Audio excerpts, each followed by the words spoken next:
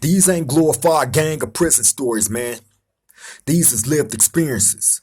Welcome back to the Swang Glow Podcast Show. Do Rock Creep. It's an absolute pleasure to be back here at this round table amongst my round table family. Salute to everybody out there. I hope y'all are enjoying your weekend, man. And look, before I jump into this video, please allow me this opportunity to ask you all, if you haven't already did it, to like, comment, share, and subscribe to the Swang Glow Podcast Show. Do Rock Creep. It would definitely help us get further into the algorithm, and trust and believe we will appreciate that wholeheartedly. It won't cost you a dime. So again, please like, comment, share, and subscribe to the Swang Low Podcast Show. Do Rock Creep. Salute to all of y'all, man. Now look, I'm gonna go ahead and jump into this little short story. I wanted to walk y'all back to what I experienced on my last day of freedom, right? Now, and I've told y'all that story before. Y'all can go back on my channel and look at that story. That's a great story, by the way, man. But I'm not gonna go down that road, that same road. However, I want to give y'all the experience of knowing that after you've been arrested and charged for the serious crimes that I was charged with, like your mind, what was going through my mind at that time, and then actually ending up back in jail, right? Within 90 days of being released from prison. Okay, so anyway, man, 1994, November 22nd, 1994. I'm in Sentinel State Prison on the Sea Yard, right? This is a level 4 prison, right? And I've told y'all the many stories of the different situations that I was involved in while in that prison, right? And the cool thing about it, I wasn't even in that prison for, I wasn't even there a year before all this stuff happened and ended up taking place. And then I ended up going home and paroling from that prison, from that same yard, the Sea Yard, right? So anyway, that day come, and like I told y'all in the story that I just did about OG Al Capone, right? Him being the very last person that I had talked to before actually exiting off that yard and paroling, going home. So anyway, you get to R&R. Now that is a process within itself, right? Like I told y'all, they call you early. So you get to R&R. R&R is receiving and release. That's the first place you're going to go to any prison. Any prison you go to R&R. And R&R is a little building where they bring everybody off the bus and they put you in these holding tanks. There's a number of different holding tanks over there, right? And also that building store away people's property as well. So they got a lot going on over there. So anyway, you go to R&R and they put you inside this tank of where other people is paroling as well, right? It might be from your yard, might be from different yards or whatever, but everybody is paroling in this tank. So they put you inside the tank, and then and this is another thing, your family can mail you clothes to leave the prison in. You can either get clothes mailed into you, which they call dress outs, right? It's like a package that they can send to you of clothes and shoes or whatnot, right? To leave the prison in, rather than leave the prison in the state clothes, in which they're gonna charge you for those state clothes. If you don't have dress outs or a family to look out for you to buy you clothes, then you're gonna parole in the state clothes. So bam, we in the tank. Bam, we all get our dress outs. Those of us that was fortunate enough to have a family or people that look out for us, that bought us the clothes to leave the prison in. So bam, everybody put they street clothes on. You feel me? So now you're waiting for the correctional officers to get everybody that's paroling all loaded onto this van, right? It's a state van. Everybody get on the van, bam, and then where I paroled from, which was Sentinel State Prison, right?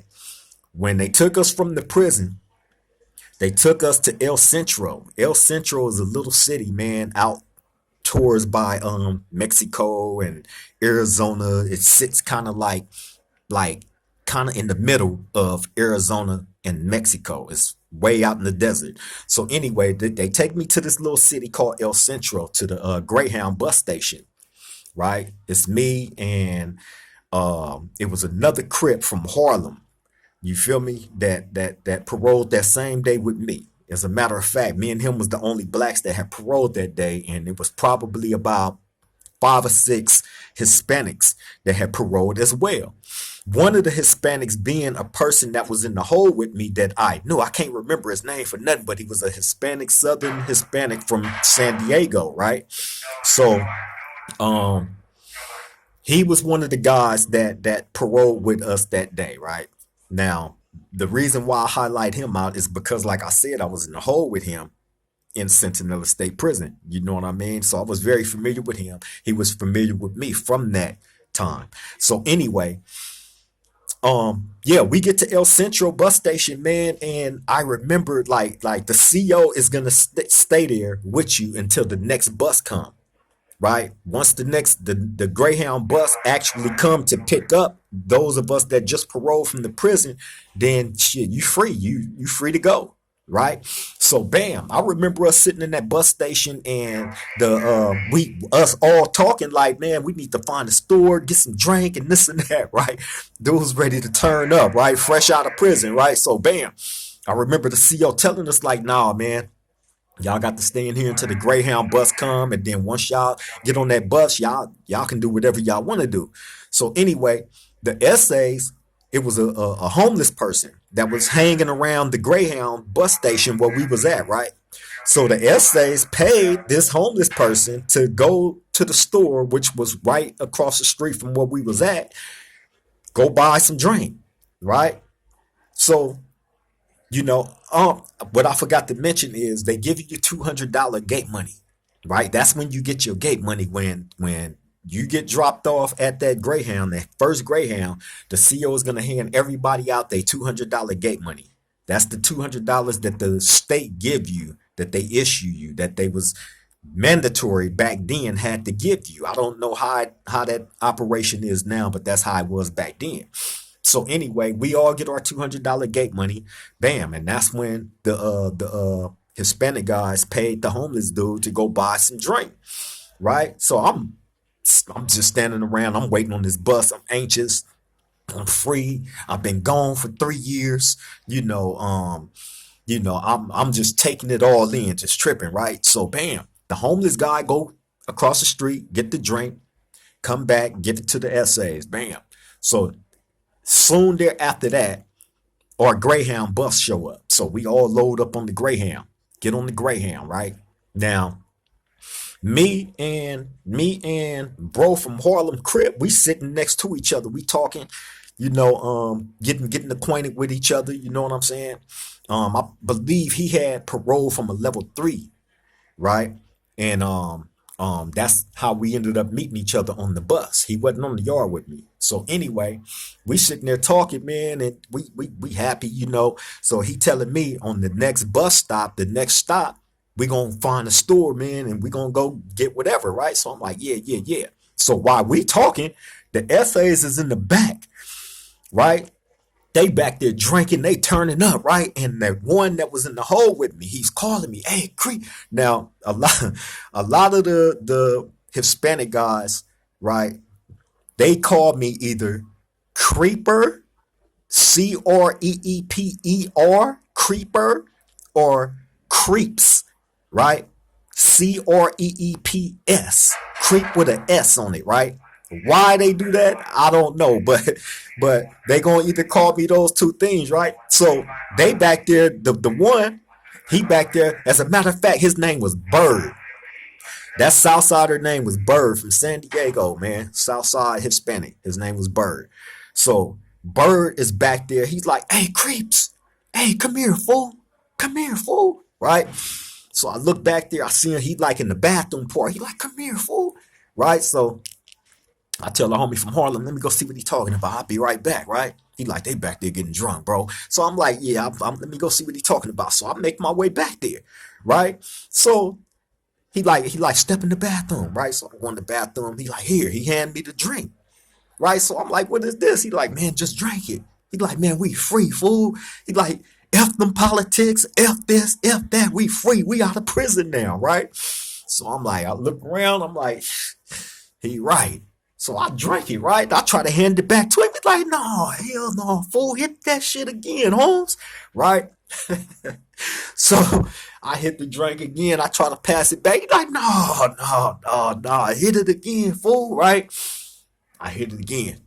So bam, I give it back to him. He like, that's what I'm talking about. So they back there kind of loud, him and the other essays, right? So I dap him up. I'm finna go back and sit down, man. I'm gonna holler at y'all on the next bus stop. So bam, I go back, sit down. I'm feeling cool from that little drink, right?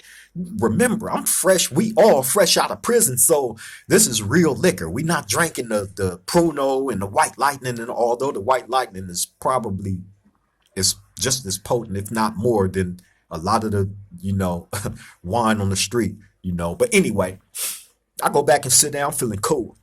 So bam, we get to our next stop, right? So when we get to our next stop, me and bro from Harlem, like, okay, so the people is telling us like we got like 20 minutes to do what we gonna do, and then everybody needs to be back on the bus. You know what I mean? So we find a store down the street from the Greyhound bus station. So, I'm a young dude. All I know is gin and juice. I ain't really, had too much experience with all these different liquors and all that, right? I go buy some gin and juice. Bro from Harlem, like, man, you finna drink that? Like, oh, hell no, man, I got to introduce you to this other stuff. Whatever he went and bought. So anyway, he get what he get, I get what I get. And I remember us walking down the street, like a little bit away from that store, and it was like a little brick wall. And we sat down on the brick wall and we mixing our little drinks and this and that. He like, man, he like, I don't know why you drinking that. He like, but you finna drink some of this with me. He like, this gonna have you right. So as I sipped on that, what he had, I was the stuff that I drunk on the bus with the essays, I was already feeling it, right? But this stuff, whatever he mixed and concocted together, oh man, it sent me to the edge, right? So bam, by the time we make it back on the Greyhound bus, right, I'm beyond cool. You feel me? And mind you, I still had that gin and juice. So while we on this bus ride and we sitting talking and just enjoying the freedom of being out of prison, you know what I'm saying? I'm still sipping on the gin and juice, and I'm sipping on the stuff that bro from Harlem had. I'm beyond faded. So we make it to the Greyhound bus station in San Bernardino. And I remember this female getting on the bus. Now, mind you, we sitting like in the back part now, closer to the bathroom area. So the female get on the bus and she comes sit like right across from me and bro from Harlem. So, he basically shooting his shot at her. You know what I'm saying? I said a couple of things to her, but I wasn't shooting at her. She was just a cool female, black female, right? We was happy to see a female, somebody black coming out this desert. You know what I'm saying? Down by the Mexico Arizona border. You know what I'm saying? It was good to see another black face finally. So anyway, she get on the bus and the conversation is going well and this and that, and next thing you know, I start spinning. Everything just starts spinning, right? And I remember telling bro from Harlem, like, hey, man, I don't feel cool at all. He like, yeah, man, because you trying to do too much. You drinking this and drinking that, and you mixing all these different liquors, bro. You need to slow down and this and that. And I remember the female like, yeah, you need to slow down. You look like you about to give it up. And right when she said that, sure enough, I tried to make it to the bathroom right there. I tried to jump up real fast, but when I jumped up real fast, that made it worse, man, and everything just came out. I threw up all on the back of the bus, right? Right? This is my first day out of prison, right? I'm faded, beyond faded, right? So, bam, now I'm like, man, I got to try to clean this stuff up. So I'm back there grabbing all these different napkins and toilet papers and all that stuff, man. The whole back of that bus smelled like throw up and liquor, right? Crazy. So anyway, um, finally, after, going through all that, I make it to my stop. I got off in El Money. You feel me? And Once I got off in their money, bro from Harlem and the female, they stayed on the Greyhound and went where they was going to. So I remember calling my moms, right? Hey, guess what? She like, what? I'm out. She like, what? Blew out the water. I surprised her. I didn't tell nobody the day that I was coming home. Right? Straight surprised that, moms, you remember this? I know you remember this. And hey, y'all, she be tapped in. She be tapped in to every show. Her, my little sister, they be tapped in. So, moms, I know you remember this day. You feel me? So, bam, I call her. So, bam, she's like, all right, I'm gonna send your uncle and your brother and them to come pick you up. I'm like, all right. So, bam, they come good. They come get me. You feel me? We go back to the house. So we chilling, right? So moms is telling my uncle and them, go buy this drink, go buy that drink, go get this, go get that, right? And I told her, I'm like, hey, I already been drinking. I'm already faded. She like, well, you finna drink with me. You know what I'm saying? Because I had never drunk with my moms before up until that moment. That day, I swear to God, I had never drunk with my moms before, right? So, and you got to remember, I was at this time, I was 21 years old. You feel me? So it was a lot of things that I had never done in front of my mother, you know what I'm saying, or with my mom. I had never drunk with her. Y'all gotta remember, I've been doing a lot of jail time and prison time. So I grew up more in the system than I actually did free around my family, sadly. Sadly, thinking about all the years, man, that was invested in somebody's jail or prison or a juvenile hall or a juvenile camp, all these years, you feel me, amount to nothing. It's blank space for me. You feel me? It's blank space for me. It's crazy when you look at photographs of your family while you're in prison and you see everybody in the picture but you. You feel me? And then as time go on, as years pass by, people are aging and growing and having their kids and having their family like my brothers and sisters did, right? And I watched them all grow up through photographs and looking at a lot of the pictures that I have of my family and seeing all these different events and stuff that I was never able to attend because I was always locked up. It eats at your soul. It eats at your soul, man, and that's something that I really don't wish up on nobody like that. However, you know, giving y'all a description of a situation like that being, because it's people that's tapped into this show that has done prison times, so y'all know exactly what I'm talking about. It eats at your soul, man. You feel me? Giving y'all the description of having to watch your family grow up through photographs and your kids, if you have them, it's crazy.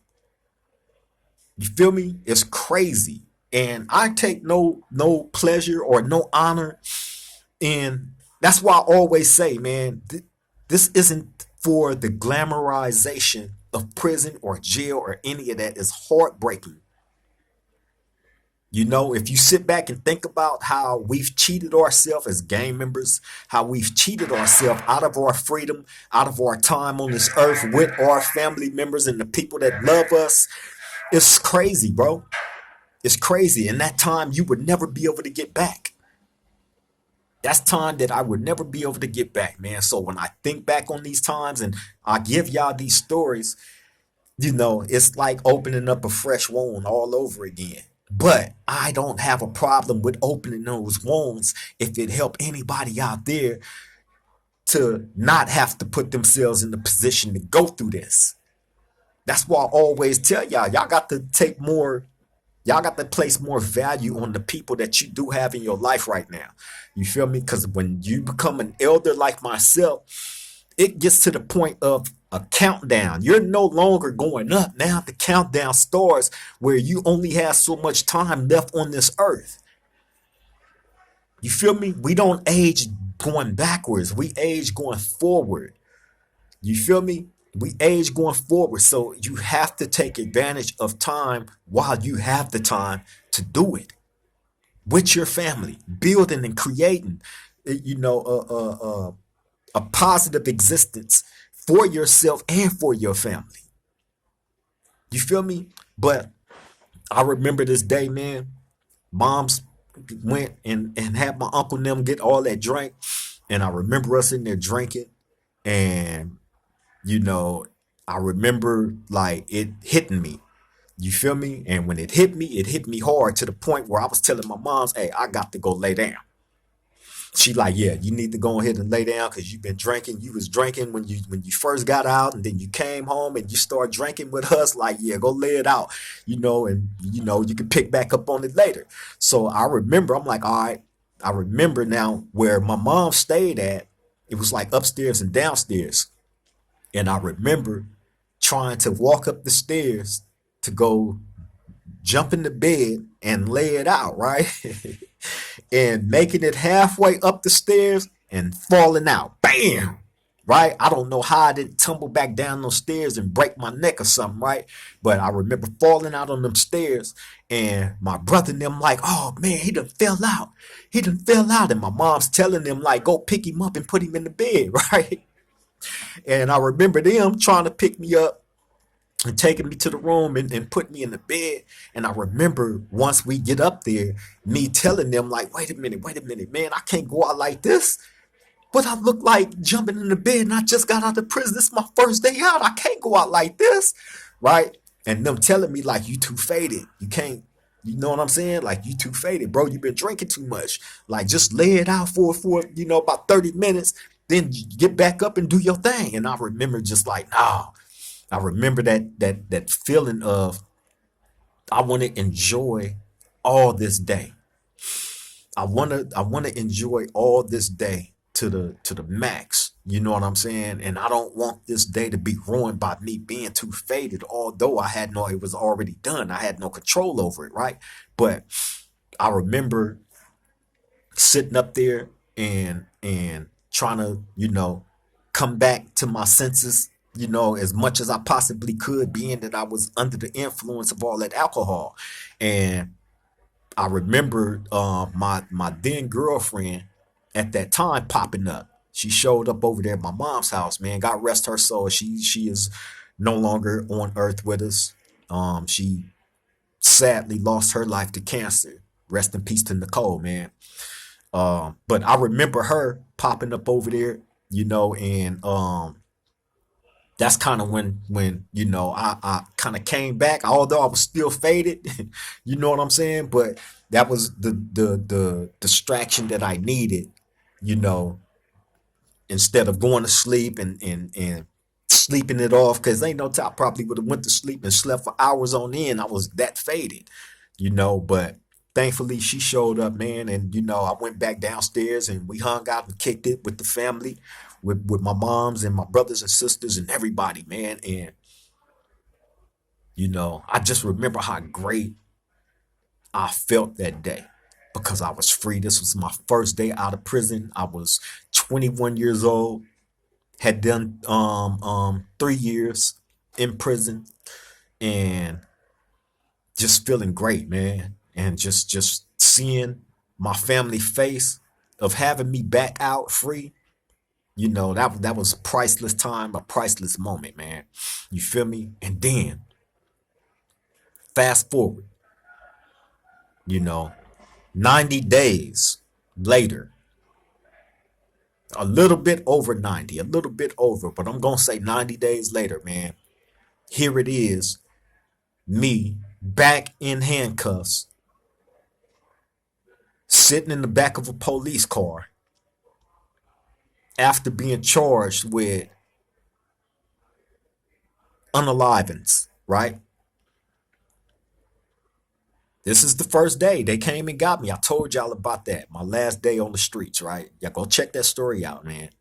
But I just remember being in the back of that police car, just my whole mind was in a fog because I couldn't believe it. 90 days later, I'm back in handcuffs,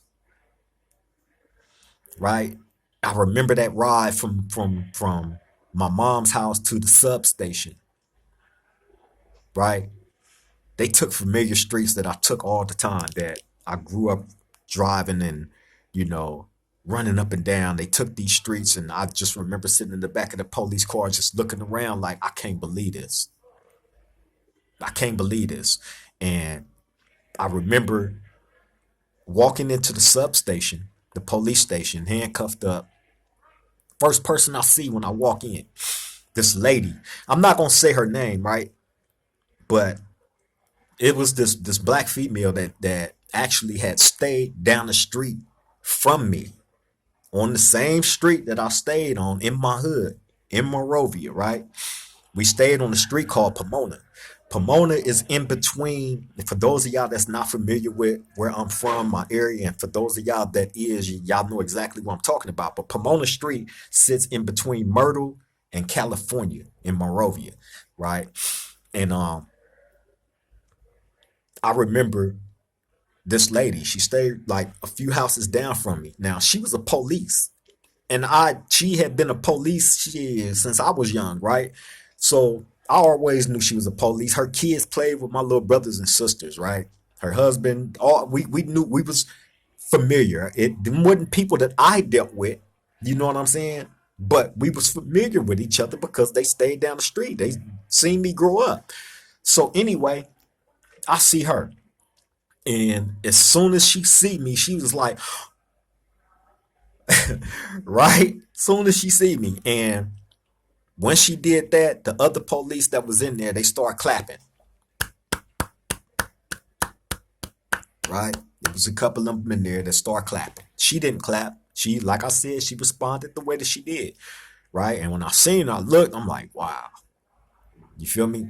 Now, yeah, like I said, she stayed down the street from me, man. It was another person that stayed exactly right next door from me, who was the chief of police, retired, right? This dude was so famous for being a police officer that they named different monuments and parks and stuff after him in my hood. You feel me? And he stayed right next door to me. These people, I never had no problems, although like the chief of police guy, right? His son was a weirdo.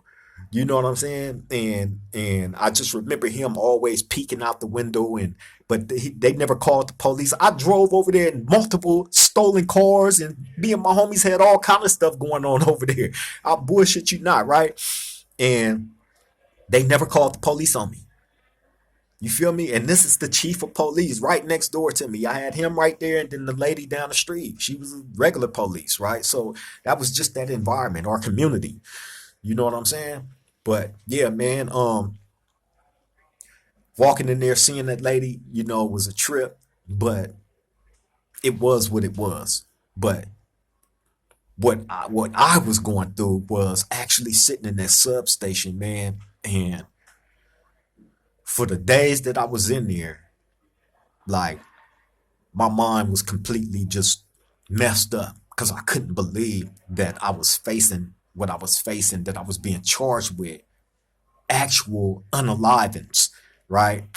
That I was sitting in that substation looking at that, and I knew that this was serious, and I knew that they wasn't playing. You feel me? And this is my last days, as what I'd known freedom to be. This is how it ended. You feel me? So the beautiful feeling that I felt on getting released, and like I just explained to y'all how that day went, and how I spent with my family, and how the smiles and on my family faces. My grandmother was there, I believe. Rest her soul. God rest her soul. She has passed away.